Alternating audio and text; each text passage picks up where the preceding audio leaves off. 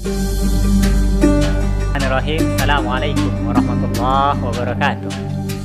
Asyhadu an la ilaha illallah, asyhadu anna Muhammadar Rasulullah. Bismillahirrahmanirrahim. Assalamualaikum warahmatullahi wabarakatuh. Asyhadu an la ilaha illallah, asyhadu anna Muhammadar Rasulullah. Allahumma salli ala Muhammad wa ala ali sayyidina Muhammad. Alhamdulillahirabbil alamin. Sahabat Zina Channel, kaum muslimin dan muslimat, pada kesempatan kali ini kita dapat berjumpa lagi, yang insyaallah kita akan membahas, mengkisahkan suatu kisah yang insyaallah ini ada hikmah dan manfaatnya bagi kita. Pada kesempatan kali ini kita akan mengkisahkan kisah tentang malaikaini Harut wal Marut, tentang dua malaikat yaitu Harut dan Marut, yang dimana kedua malaikat ini diturunkan Allah Subhanahu wa taala ke muka bumi. Para malaikat berbisik-bisik dan berbicara, kumpul di antara mereka, berbisik-bisik kemudian berbicara. Kenapa? Karena Allah Subhanahu wa taala berfirman kepada malaikat. Apa katanya? Wa idza qala rabbuka lil malaikati inni ja'ilun fil ardi khalifah. Kata Allah Subhanahu wa taala, sesungguhnya aku akan menciptakan di muka bumi ini seorang khalifah di muka bumi. Kemudian para malaikat berbisik, kenapa Allah akan menciptakan ini? Kemudian malaikat mempertanyakan kepada Allah Subhanahu wa taala. Apa katanya? Kata para malaikat seperti ini. Ya Allah, kenapa engkau ciptakan di muka bumi seorang khalifah yang dimana mereka ini nanti akan banyak membuat kerusakan di muka bumi dan akan menumpahkan darah. Kemudian Allah Subhanahu wa taala menyampaikan kepada malaikat, apa kata Allah? Inni a'lamu ma la ta'lamun. Kata Allah. Jadi malaikat, aku tahu tentang apa yang tidak kalian tahu. Kemudian Allah ciptakan Nabi Adam alaihissalam. Allah perintahkan para malaikat untuk sujud, kecuali iblis enggak mau sujud iblis. Kemudian Allah tetapkan dia tinggal di surga. Dia ciptakan Siti Hawa untuk menjadi istrinya. Sampai kepada akhirnya Nabi Adam alaihissalam bermaksiat terhadap Allah Subhanahu wa taala, memakan buah khuldi dan Allah turunkan ke muka bumi. Di muka bumi Nabi Adam alaihissalam menikah dengan Siti Sarah, beranak pinak, kemudian keturunannya menjadi banyak. Kemudian mulai memenuhi bumi. Nah, pindah dari satu keturunan meninggal di suatu tempat, kemudian dari suatu turunan menempati suatu tempat, sehingga banyaklah muka bumi dengan anak keturunan Nabi Adam. Berjalannya waktu dan berjalannya masa serta zaman, anak Nabi cucu Adam alaihissalam ini mulai membuat kerusakan, mulai melakukan dosa, mulai lupa dengan Allah, mulai melakukan maksiat. Mereka menciptakan berhala dari patung batu, mereka buat sendiri, kemudian mereka sembah sendiri.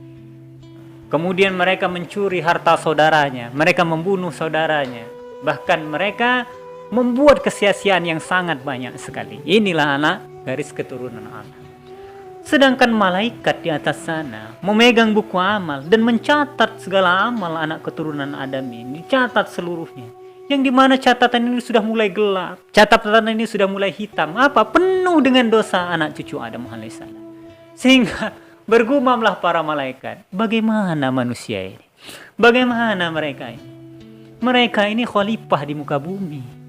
Kemudian mereka membuat kerusakan. Seharusnya khalifah di muka bumi tidak membuat kerusakan. Sedangkan Allah pilih langsung mereka. Maksudnya Allah pilih langsung Nabi Adam alaihissalam sebagai khalifah. Tapi mereka malah bermaksiat terhadap Allah. Mereka melakukan dosa terhadap Allah Subhanahu wa taala. Mendengar perkataan para malaikat itu, kemudian Allah Subhanahu wa taala berfirman. Apa kata Allah? Wahai malaikat, andai saja aku ciptakan kalian sama seperti umat manusia, anak keturunan Adam, niscaya kalian sama seperti mereka. Maksud Allah, andai kata Allah ciptakan malaikat seperti kita manusia, Allah berikan hawa nafsu, Allah berikan syahwat, Allah berikan rasa, dan Allah berikan akal, maka kalian juga akan melakukan kemaksiatan sama seperti mereka. Malaikat enggak merasa. Malaikat ini la ya'sunallah. Mereka tidak bermaksiat terhadap Allah. Jadi mereka apa katanya? Tidak ya Allah. Andai kata engkau ciptakan kami seperti itu, kami tidak akan bermaksiat terhadapmu. Kami ini selalu bertasbih terhadapmu. Kami ini selalu mensucikanmu, nggak mau kami bermaksiat, kami mohon ampun terhadapmu. Selalu itu ya Allah. Kata Allah Subhanahu wa taala, baik kalau begitu. Karena malaikat pilih di antara kalian 2 orang. Ya, 2 malaikat yang paling baik ibadahnya, yang paling taat untuk aku ciptakan seperti manusia. Kemudian para malaikat ketika itu sepakat memilih Harut dan Marut. Mereka mengajukan Harut dan Marut. Nah, Harut dan Marut dipilih. Kemudian Allah turunkan Harut dan Marut. Kemudian Allah bekali mereka seperti manusia. Sedangkan negeri ketika itu sedang rusak. Di Babilonia ketika itu serang rusak. Memang negeri ini penuh dengan kecantikan. Negeri ini penuh dengan kemakmuran. Tapi dosa dan kemaksiatan merajalela di sana. Malaikat ini turun dalam kondisi manusia, tapi masih menyimpan keindahan sebagai malaikat. Andai kata kedua malaikat ini diturunkan tempat lain, niscaya makhluk yang lain, manusia yang lain akan menahan mereka. Saking asiknya dan saking menakjubkannya rupawannya mereka berdua. Tapi di Babilonia, kecantikan, ketampanan itu sudah biasa di sana. Maka tidak terjadilah di Babilonia ketika itu. Babilonia, penyembahan terhadap berhala, penyembahan terhadap matahari, nah dosa apapun dilakukan di Babilonia ketika itu. Kemudian kedua malaikat ini turun berjalan menyusuri jalan dan tempat. Kata malaikat Harun apa katanya? Dadaku mulai sesak, kepalaku mulai pusing. Dadaku mulai sesak, kepalaku mulai pusing. Kenapa? Capek ternyata. Malaikat nggak pernah capek. Dia sudah mulai merasakan nih rasa manusia, yaitu capek. Kemudian kata malaikat Marut, engkau merasakan sama seperti aku rasakan. Ternyata sama. Dan perutku ini bunyi sakit, katanya apa? Lapar. Kemudian kata malaikat Harut, engkau merasakan lapar wahai sobat. Lapar mereka. Kemudian selanjutnya, setelah seperti itu, mereka berdoa terhadap Allah Subhanahu wa taala untuk diturunkan rezeki untuk bisa dimakan sehingga mereka enggak lapar. Sekejap itu juga langsung tercium bau daging panggang ketika itu. Sangat lezat, luar biasa, menggugah selera perut. Kemudian mereka datang menghampiri dari mana arahnya. Ternyata itu dari kerumunan orang, masyarakat Babilonia yang sedang memakan daging panggang ketika itu. Tapi gengsi sebagai malaikat, mereka datang ngeliatin aja, berdiri dilihat, ditonton, mau minta nggak berani. Nah sampai akhirnya, tapi perut lapar terus. Nah harus diisi, harus makan. Kemudian mereka duduk di samping orang-orang itu tadi dan hanya melihat saja, dilihat dagingnya, dilihat orang-orang makan itu, dan nggak berani mereka minta jika itu. Sehingga salah satu di antara orang-orang yang duduk ini menawarkan kepada kedua malaikat ini. Kemudian mereka berdua makan ketika itu. Langsung makan. Sampai kenyang. Selesai kenyang, mereka alhamdulillah mereka kenyang. Segala puji syukur kehadirat Allah Subhanahu wa taala. Selesai mereka makan. Nah, ini mulai awal cobaan bagi para malaikat. Ternyata di antara mereka yang duduk ini ada seorang wanita yang sangat cantik. Rambutnya yang terurai sampai ke bahu, kemudian mata yang sangat indah seperti rembulan. Luar biasa cantik. Lalai mereka melihat dan menatap seperti ini. Cantik luar biasa. Nggak lama dari sana sadarlah mereka, beristighfar terhadap Allah Subhanahu wa taala. Ya Allah, kami lalai terhadapmu. Kami melihat yang seharusnya tidak kami lihat. Belum selesai mereka, belum lama baru mengucapkan itu. Kemudian tergugah dari dalam keinginan yang sangat kuat untuk menatap kedua kalinya. Mereka lama menatap. Asik mereka melihatnya dan takjub dengan kecantikan wanita ini. Siapa dia? Ya Zuhra. Wanita ini Zahra namanya. Mereka menatap sehingga suara keimanan dari dalam menjerit ketika itu, tersadarlah mereka. Mereka beristighfar dan tidak ada cara lain. Caranya cuma satu, tinggalkan tempat itu. Ditinggalkan wanita itu, mereka diam menjerit ketika itu di dalam hati mereka. Kenapa? Karena mereka telah lalai terhadap Allah Subhanahu wa taala. Beristighfar mereka sepanjang jalan, nggak saling ngomong, tapi di hati mereka sama yang mereka rasakan. Setelah mereka menjauh dari kota Babilonia, Nah, tidak lama dari itu datanglah malam. Malam sudah mulai datang, kemudian mereka asik khusyuk dalam ibadahnya. Mereka bertasbih, bertahmid terhadap Allah, beristighfar terhadap Allah. Semakin larut mereka semakin asik, sampai pada suatu ketika mereka kedatangan tamu yang baru. Apa? Yaitu rasa takut. Malaikat nggak pernah takut, tapi sekarang Harut dan Marut turun dalam kondisi manusia, ada rasa takut dan kekhawatiran di diri mereka. Mereka ibadah sendiri di luar kota, di tempat hamparan yang luas. Wajar ada rasa takut ketika itu. Nggak lama dari itu, datang lagi tamu yang mereka nggak kenal. Mereka nggak pernah rasakan itu. Yaitu apa? Rasa dingin. Mereka mulai kedinginan. Akhirnya mereka sepakat ketika itu untuk balik ke kota Babilonia. Baliklah mereka ke kota Babilonia. Kota Babilonia ketika siang menyimpan segala keindahan. Tapi ketika malam, mereka rakyatnya, masyarakatnya banyak hampir yang nggak sadar. Sempoyongan nggak sadar. Kenapa? Seluruhnya, hampir semuanya meminum minuman keras, itu minum khamar. Mereka menemui suatu kelompok yang udah oleng, mabuk, nggak jelas lagi jalan, mana yang kanan, mana yang kiri, jalan nggak ada yang lurus lagi. Sehingga mereka menemui suatu kelompok yang sedang berjalan menuju sebuah istana yang sangat megah, yang sangat besar. Malaikat Harut dan Marut ini berangkat akhirnya. Berangkat ngikuti mereka ini, ngikuti mereka berdua, mengikuti mereka satu kelompok ini berangkat, kemudian masuk ke dalam istana. Di sana ada laki-laki yang sangat bijaksana dengan pakaian sangat luar biasa, megah dan indahnya, ya, menunjukkan kekayaannya. Di situ ada meja hamparan luas, ya, dengan apa? Dengan makanan yang banyak di dalamnya. Kedua malaikat ini sedang dihantui dengan rasa lapar. Mereka ini kedatangan tamu apa? Rasa lapar ketika pulang dari tempat mereka beribadah tani sampai ke Babilonia, mereka merasakan lapar yang sangat luar biasa. Ini juga yang nggak pernah dirasakan oleh malaikat. Mereka sehingga tatapan mereka terhadap meja ini tadi, yang ditatap mereka hanya makanan itu tadi. Nah, kemudian laki-laki ini tadi mempersilahkan mereka berdua untuk duduk dan kemudian makan di situ. Makan. Mereka asik makan. Sedangkan orang-orang di sekitarnya melihat mereka. Ternyata orang-orang segerombolan itu tadi datang duduk di samping laki-laki ini. Nggak lama dari itu, nah, laki-laki ini mengisyaratkan memberikan khamar kepada mereka, minuman. Spontan mereka menjawab, kami tidak minum khamar. Nah, laki-laki ini terperanjat. Apa katanya? Masa? Nggak mungkin. Masyarakat Babilonia nggak minum khamar. Sadarlah kedua malaikat ini bahwasanya laki-laki itu adalah Raja Babilonia. Kemudian ternyata mereka sedang diskusi ketika itu. Sedang ngobrol, sedang diskusi tentang sengketa antara raja ini dengan salah satu yang hadir di situ tentang permasalahan tanah. Yang dimana tanah laki-laki itu akan diambil secara zalim oleh raja itu. Maka semuanya sepakat dan mendukung rajanya, walaupun rajanya dalam kondisi yang salah. Nah, perhatikan bahwasanya muyul, bahwasanya kecenderungan terhadap pemerintah, kecenderungan terhadap penguasa, kecenderungan terhadap raja, walaupun dia salah, situ sudah terjadi dari zaman dulu.